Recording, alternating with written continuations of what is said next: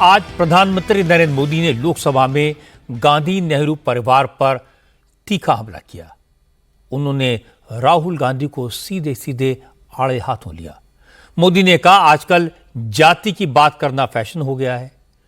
कुछ लोग संविधान की कॉपी जेब में लेकर घूमते हैं, लेकिन उन्हें संविधान की भावना का मतलब नहीं मालूम। मोदी ने कहा, जो लोग दलितों की बात करते हैं वो ये तो बताएं कि देश के इतिहास में क्या अब तक ऐसा हुआ है जब एक ही दलित परिवार के 3 मेंबर्स एक साथ एक वक्त संसद में रहे हों। मोदी ने कहा, जो लोग गरीब की झोपड़ी में जाकर फोटो सेशन कराते हैं वो गरीबी का मतलब क्या जाने, इसीलिए उनको गरीब परिवार से आई राष्ट्रपति महोदया का भाषण बोरिंग लगता है।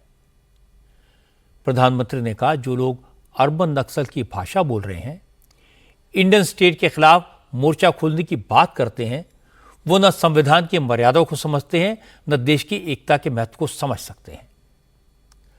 आज प्रधानमंत्री नरेंद्र मोदी ने लोकसभा में राष्ट्रपति के अभिभाषण पर चर्चा का जवाब दिया। इस दौरान जितने मुद्दे उठाए गए थे, सरकार पर जो जो इल्जाम लगाए गए थे, सबका मोदी ने सिलसिलेवार तरीके से जवाब दिया। अपनी सरकार के काम गिनाए। मोदी ने कहा, उनकी सरकार ने हाथ की सफाई को खत्म कर दिया। सरकार गरीब और मिडिल क्लास के एस्पिरेशंस को पूरा करने के लिए काम कर रही है। घपले घोटाले बंद होने से जो पैसा बचा उसका इस्तेमाल शीश महल बनाने में नहीं, लोगों की जीवन स्तर को सुधारने में लगा। मोदी ने आज भविष्य के संकेत भी दे दिए और कहा, अभी तो उनका सिर्फ तीसरा टर्म है, आगे भी वो पूरी ताकत के साथ भारत को विकसित बनाने के काम में जुटे रहेंगे। मोदी के आज के भाषण का सियासी मतलब क्या है? इस भाषण में राहुल गांधी के लिए क्या मैसेज है? दिल्ली के लोगों के लिए क्या संदेश है? और मोदी ने भविष्य की रणनीति की तरफ क्या क्या इशारे किए? इस पर चर्चा करेंगे आज की बात में। सबसे पहले आपको मोदी की बात सुनवा देता हूं। मोदी ने अपने भाषण के शुरू में गरीबी का मुद्दा उठाया, क्योंकि राहुल गांधी और कांग्रेस के दूसरे नेताओं ने चर्चा के दौरान लोकसभा में इल्जाम लगाया था कि मोदी सरकार सिर्फ अमीरों के लिए काम करती है, सिर्फ उद्योगपतियों पर मेहरबान रहती है, सरकार गरीब विरोधी है। इसलिए मोदी ने पहले ये बताया कि उनकी सरकार ने गरीबों के लिए क्या क्या किया, 25 करोड़ लोगों को गरीबी रेखा से ऊपर कैसे ले आए, सबके लिए 2 वक्त की रोटी का इंतजाम कैसे किया, हर घर तक नल से जल कैसे पहुंचाया, 12 करोड़ से ज़्यादा टॉयलेट बनवाए, 4 करोड़ से ज़्यादा गरीबों को पक्के घर दिए, गरीबों के घर तक बिजली के कनेक्शन पहुंचाए। अब नरेंद्र मोदी कल प्रयागराज जाएंगे, महाकुंभ में डुबकी लगाएंगे। संगम नगरी में प्रधानमंत्री के दौरे की तैयारियां पूरी हो गई हैं। आज योगी आदित्यनाथ ने खुद प्रयागराज पहुंचकर सारी तैयारियों का जायजा लिया और इसके बाद योगी आदित्यनाथ ने एक बड़ा खुलासा किया। योगी ने कहा कि मौनी अमावस्या के दिन महाकुंभ में जो हादसा हुआ उसके पीछे साजिश के संकेत मिले हैं। क्योंकि कल राज्यसभा में कांग्रेस अध्यक्ष मल्लिकार्जुन खड़गे ने कहा था कि महाकुंभ में हजारों लोगों की मौत हुई है। आज लोकसभा में अखिलेश यादव ने इल्जाम लगाया कि यूपी की सरकार महाकुंभ के हादसे में मरने वालों का आंकड़ा छुपा रही है। रामगोपाल यादव ने कहा कि मौनी अमावस्या के हादसे के बाद से 15,000 से ज्यादा लोग लापता हैं।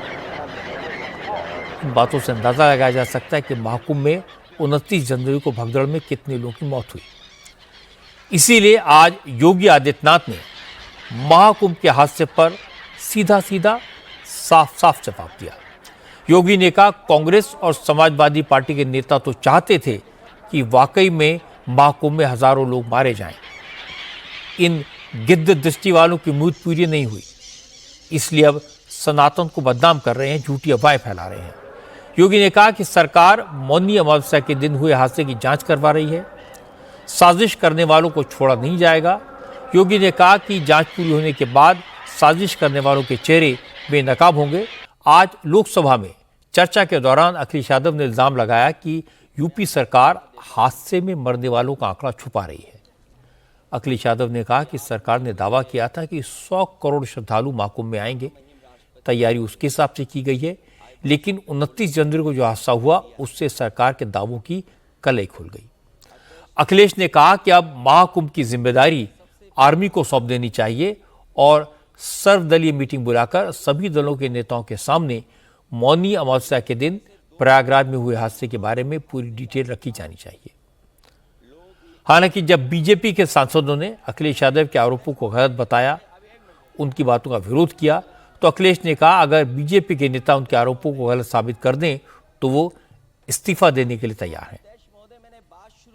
एक तरफ तो जो लोग डिजिटल डिजिटल डिजिटल अध्यक्ष महोदय कहने को थकते नहीं हैं, लेकिन जब कुंभ में इतना बड़ा हादसा हो गया है तो यही सरकार डिजिट नहीं दे पा रही है। जब ये जानकारी हो गई कि कुछ लोगों की जान चली गई, लाशें हैं जो मोर्चरी में पड़ी हैं, अस्पताल में पड़ी हैं, उसके बाद सोचिए सरकार क्या कर रही है। अपने सरकारी हेलीकॉप्टर में फूड भर करके फूलों को डालने का काम किया। सोचिए, योगी आदित्यनाथ आज प्रयागराज में थे और योगी ने बताया कि पिछले 22 दिन में 38 करोड़ से ज्यादा लोग महाकुंभ में डुबकी लगा चुके हैं। आज भी संगम में 74 लाख से ज्यादा लोगों ने गंगा स्नान किया। बड़ी बात यह कि आज महाकुंभ में भूटान के नरेश जिग्मे खेसर नामग्याल वांगचुक भी पहुंचे। योगी आदित्यनाथ भूटान नरेश को लेकर संगम तक गए। दोनों नेताओं ने संगम में डुबकी लगाई, फिर पारंपरिक तौर पर गंगा पूजन भी किया। इसके बाद भूटान नरेश ने अक्षय वट के दर्शन किए, बड़े हनुमान जी के मंदिर में पूजा अर्चना की और फिर योगी ने अफसरों के साथ मीटिंग की। महाकुंभ की सुरक्षा व्यवस्था, श्रद्धालुओं के आने जाने के लिए किए गए इंतजाम और मेला क्षेत्र में क्राउड मैनेजमेंट के कदमों को रिव्यू किया। कल सुबह 7 बजे से दिल्ली में वोटिंग शुरू हो जाएगी। सिर्फ 10 घंटे का वक्त बचा है, लेकिन इससे पहले दिल्ली पुलिस का काम काफी बढ़ गया है। पिछले 24 घंटे में दिल्ली पुलिस ने मॉडल कोड ऑफ कंडक्ट के वायलेशन की 25 एफआईआर दर्ज की है। 1835 लीटर शराब के साथ बड़ी मात्रा में कैश बरामद किया गया है। लेकिन आम आदमी पार्टी ने दिल्ली पुलिस के एक्शन पर सवाल उठाए, चुनाव आयोग पर बीजेपी के लिए काम करने का आरोप लगाया और इसकी वजह है कि कल रात पुलिस ने कालकाजी सीट से आम आदमी पार्टी के उम्मीदवार और मुख्यमंत्री आतिशी सिंह के खिलाफ मॉडल कोड ऑफ कंडक्ट के वायलेशन के आरोप में एफआईआर दर्ज की है। इसके बाद आज दिन भर आम आदमी पार्टी और बीजेपी के बीच आरोपों का दौर चलता रहा। शाम होते होते अरविंद केजरीवाल एक बार फिर चुनाव आयोग के दरवाजे पर पहुंच गए। केजरीवाल, आतिशी और राघव चड्ढा ने चुनाव आयोग के अफसरों से मुलाकात की और उसके बाद केजरीवाल ने कहा कि वोट से पहले आम आदमी पार्टी के सपोर्टर्स को डराया जा रहा है, वोट डालने से रोकने की कोशिश की जा रही है। उन्होंने चुनाव आयोग में शिकायत कर दी है। अब देखते हैं इलेक्शन कमीशन क्या एक्शन लेता है। हम चुनाव आयोग से मिलके आ रहे हैं और उन्होंने हमें बताया कि नॉर्मली चुनाव आयोग साइलेंट पीरियड में मिलता नहीं है। उन्होंने एक्सेप्शन करके आज हमसे मिले। हम चुनाव आयोग का शुक्रिया अदा करते हैं। उनको हमने चुनाव आयोग को कई सारे ऐसे मामले बताए जिसकी वजह से जगह जगह हिंसा हो रही है, गुंडागर्दी हो रही है, कैसे दिल्ली पुलिस का इस्तेमाल करके गुंडागर्दी करवाई जा रही है। कई सारे इंसिडेंट्स बताए।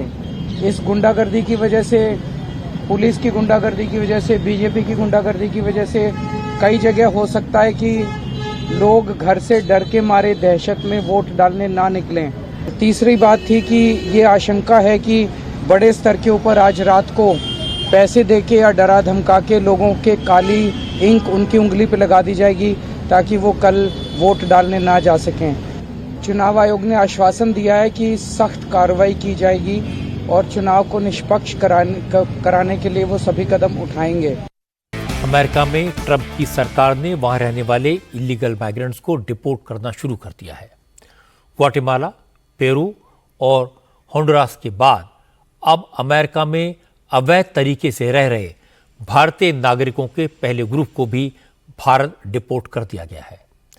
अमेरिका का C-17 मिलिट्री एयरक्राफ्ट 205 भारतीय नागरिकों को लेकर टेक्सास के सैन एंटोनियो से भारत के लिए रवाना हुआ है। ये 205 भारतीय अगले कुछ घंटों में भारत पहुंच जाएंगे।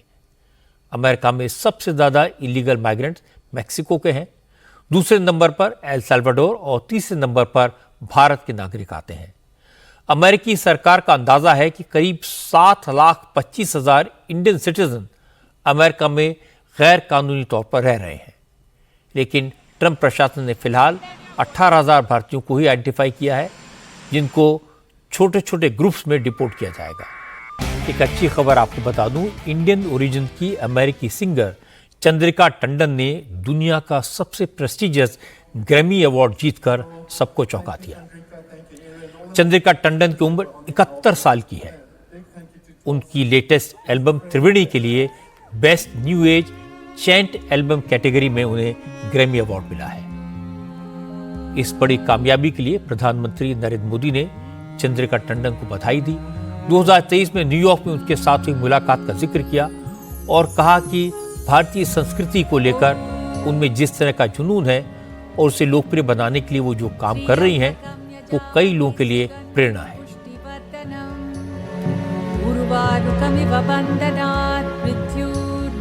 Chandrika Tandon global business leader और पेप्सिको की फॉर्मर सीईओ इंदिरा नूई की बड़ी बहन है।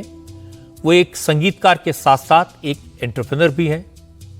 पहले उन्होंने मद्रास क्रिश्चियन कॉलेज में, फिर IIM अहमदाबाद में पढ़ाई की।